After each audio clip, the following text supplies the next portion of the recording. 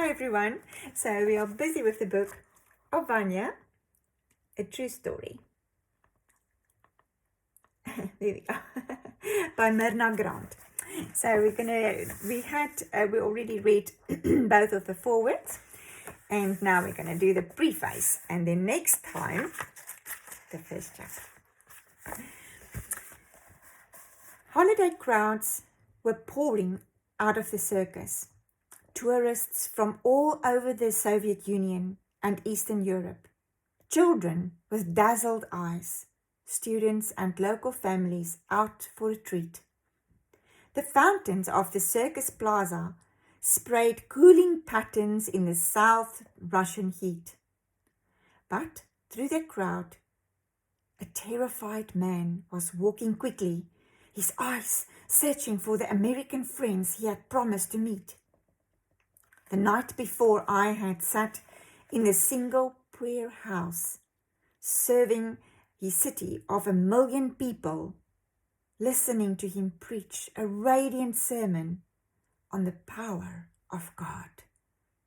He had cited David Livingstone and Dostoevsky as examples for the congregation, men who had ventured all for their faith. Now, less than 24 hours later, he was being closely trailed by the KGB, and he knew it. His mind churned in a torment of anxiety for what he might bring upon his family, his church, his American friends, all because of a clandestine agreement after the church service to meet the next day and talk. On the plaza, in those moments of fear, I was plunged with him into the suffering subculture of the Soviet Christian. I too felt panic. The pastor's words were frantic. "I can't talk. I'm being followed. God bless you. Goodbye." Instantly he fled into the crowds. Why? Why should the secret police be immediately concerned that 2 American Christians and a Russian pastor should privately talk?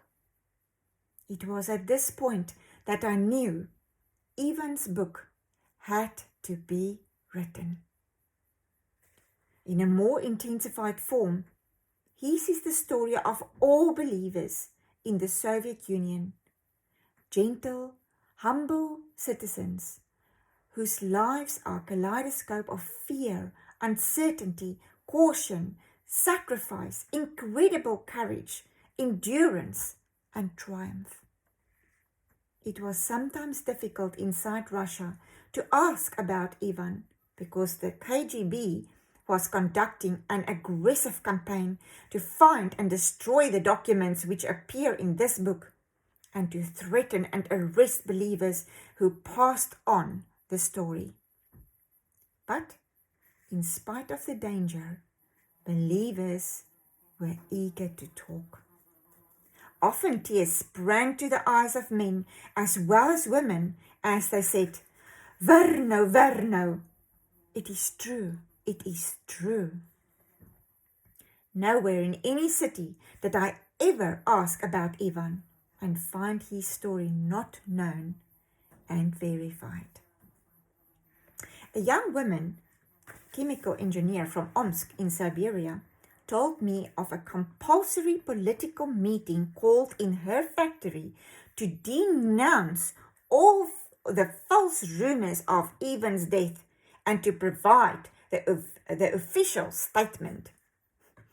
In the Georgian Republic, I shared a park bench with a middle-aged mother whose eyes were red from weeping. I had arranged earlier to meet her, and she was keeping the appointment in spite of her great distress. The night before, while she was at the prayer house, the secret police had searched her home. They were looking for Moshev documents, but had found none. She had passed some along only the day before. Instead, her few religious papers and bits of scripture had been taken. Her voice was tightly controlled as she told her story, and at the end, breaking down into weeping and repeating the words, "It is terrible! It is terrible!" In Western Europe, more information came from Ivan's former youth pastor from Moldavia. Because of having close relatives in Germany, his family had been permitted to immigrate. Also present was a believer from Ivan's church who had attended his funeral. All of them wanted to talk about Ivan's fervent faith and to give what help they could for this book. Each one could have told his own story of personal suffering if he had wished. The Russian author Alexander Solzhenitsyn continues to focus world attention on the suppression of basic human rights within the USSR. He is one of several famous spokesmen for the present dissident movement in the Soviet Union, an action group of intellectuals who plead eloquently for freedom of thought and expression and denounce the Soviet system of police terror. As I write, the Soviet government has exiled him following the Paris publication of his explosive book, The Gulag Archipelago. What is not well known in the free world is that there is another heroic protest movement in the Soviet Union. It has risen from the ranks of the repressed and suffering evangelical churches all over the USSR. Some local churches protest individually. Since 1964, there has been an organization in Moscow called poignantly the Council of Prisoners' Relatives. This group appeals for religious freedom and resolutely protests the discrimination, persecution, arrests, and sometimes killings of Christian believers in the USSR. In contrast to Solzhenitsyn, the council has no protection in the form of international publicity. Its leaders have been consistently arrested and exiled. New leaders of the same courageous caliber step into the vacant places, and its activities continue. It was to this council that the parents of Ivan Vasilievich Moshev appealed for help. And there's a little star here that says in the bottom, for readers unfamiliar with the Russian nomenclature, middle names are formed from the father's first name plus a masculine or feminine ending, vich or ova. Vich or ova. Thus, Ivan Vasilievich means Ivan, son of Vasily, which is not unlike the biblical format example David, the son of Jesse.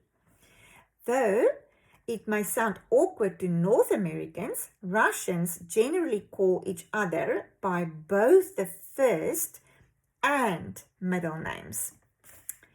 Let's continue. So through its efforts, his story was successfully brought out to the West. Men, women, and young people within this group risked their freedom and their lives to protest Ivan's death.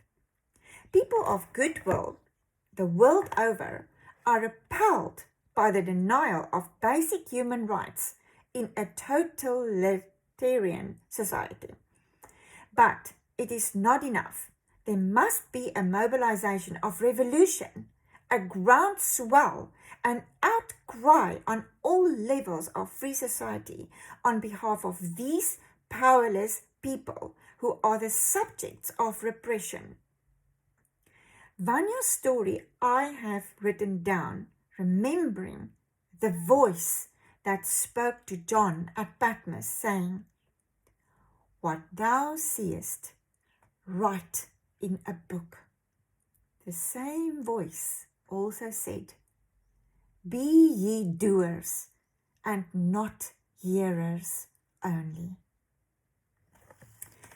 Next time, part 1, this story. See you again. Bye.